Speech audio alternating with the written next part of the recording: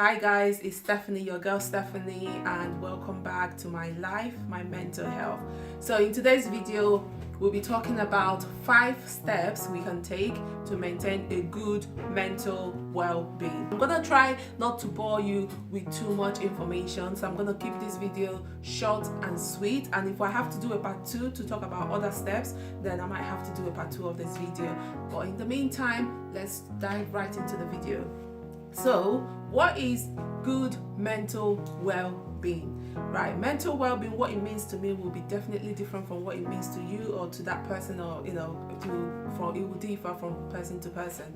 However, from my understanding and from what I've been through, mental well-being for me, it means someone's ability to achieve their potential, someone's ability to love themselves, to look after themselves, to deal with everyday life stresses, because everyday life throws us there's so many stresses that we go through on a daily basis. So it's your ability to handle those stresses, and also we need to kind of learn to invest in our mental health. Just like most of us invest in our physical health, we need to kind of make it a priority to invest in our own mental health as well.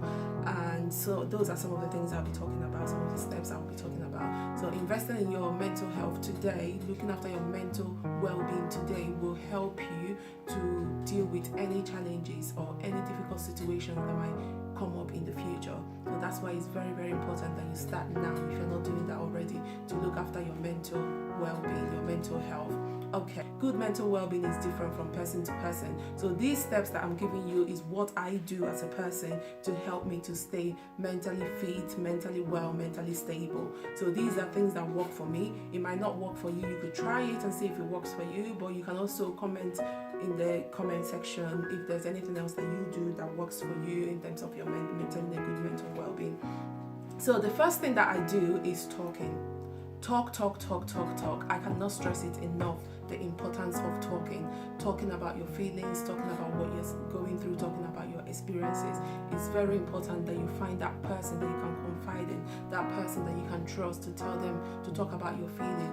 The benefit of talking is it helps you to understand what you're going through. It helps you to understand your feelings. It helps you to understand the stresses that you're experiencing, and also it helps you to kind of know what the signs are, know what the symptoms are, and know how to deal with these symptoms. It's very important to talk. I know a lot of you men out there, you kind of try to be the man of the house, be the head of the family. It's all well and good, and you keep things bottled up and you wait until the last minute when it overflows. This is not what we want. No, this is not how we maintain a good mental well-being. No, you need to learn to talk. I'm not saying you can talk to everyone and anyone.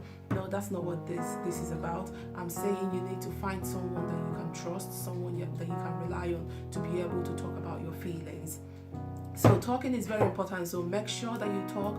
Find someone to talk to. It could be your GP, a professional. It could be a friend. It could be a work colleague, someone that you trust, that you can confide in. Talk as much as you can. So the number 2 point that I would give, that I normally do in order to maintain a good mental well-being, is recognizing negative thoughts and trying not to engage in them. So you need to try as much as you can to recognize any negative thoughts that you've built up over the years. A lot of us build up all these negative thoughts about ourselves, about what we do. Oh, I'm not good enough, I cannot do this, I'm not beautiful enough, nobody likes me. Sometimes those are things that you just build up in your head. They're not real, they're not true, they are just lies that you've grown to believe, and it has stopped you to achieve. It has stopped you to kind of live your life to the fullest. We need to start on learning those behaviors. We need to consciously stop indulging in all those negative thoughts. We need to consciously tell ourselves, that's it, I cannot do this anymore. Okay, you need to start affirming yourself. You need to start speaking positively about yourself. You need to tell yourself you're worthy, tell yourself you can do it, tell yourself you can get there, you can achieve it, you can achieve your dream, you can get whatever you set your heart to get. So we need to now start recognizing those negative thoughts, and we need to find a way to kind of not engage with them. So you have to develop what works for you, this is what I do. I try to tell myself, right, affirm myself all the time, tell myself I'm worthy, I'm worth it, I can do it, I'm good enough, I am beautiful. I look in the mirror and I tell myself all these things. So this is what works for me, and you need to find out for yourself what works for you as well. So point 3, what I do to maintain a good mental well-being is I have a list of things that I like to do. So I have a list of things, I have a book where I write some of the things that I enjoy doing. So it's like your hobby, we could say indulge in your hobby, or you can even develop a new skill. If you think that you don't have a hobby or you don't have something that you enjoy, you can. This lockdown, this pandemic has given us an opportunity to kind of reflect on ourselves and find out exactly, you can find out what you enjoy doing and try in as much as you can to indulge in those things. For example, I love shopping. I don't necessarily waste money when it comes to shopping. Sometimes it's window shopping. Window shopping. It is window shopping most times, but you end up buying one or two things. A girl has to do what a girl has to do, unfortunately. Anyway, sometimes I love shopping, so if I don't have the money to shop, I do window shopping, and then you just go for window shopping, have a look around and change of scenery, change of environment. You could even stop in one of the cafe and have a drink, a cup of tea, coffee, hot chocolate, whatever you want to drink. Just spend time looking after yourself, spend time doing things that you like to do. Listening to music is something I love to do. I love music. I love to dance. Anything to do with music that includes like dancing, listening to the actual music, and also singing. So I love anything to do with music, but unfortunately I can't dance to save my life. Neither can I sing to save my life. But a girl has to do what a girl has to do. If it makes me happy, then I have to do it. I don't care if I end up singing in my bathroom, which I do most of the time. I sing in my bathroom, but who cares? My kids are so like, mommy, shut up, But I do what I have to do. It makes me feel happy, and I have to do what I have to do. So you have to find out what makes you feel happy, and then indulge in those things rather than indulging in things that actually weighs you down, things that make you feel grumpy and not very happy. So the 4th thing that I enjoy doing, that I try to tell myself, I'm building myself to be doing this, is kind of living in the moment, appreciating the present. We need to learn to be appreciative. We need to learn to be grateful for what we have, for the little things that we have. We need to learn to be grateful. If you can be grateful for what you have, you will find that you are content, and being content makes you happy. Being content, no matter how small what you have is, you will live a happy life. You will live a happy life. So I try to live in the moment. I try to count my blessings, look at what I have, look at all the blessings around me, and I'm happy and I'm content in what I have. And this is one of the ways I maintain my well-being. I try not to compete with other people. I try not to look at what other people have, but I kind of compete with who I was yesterday.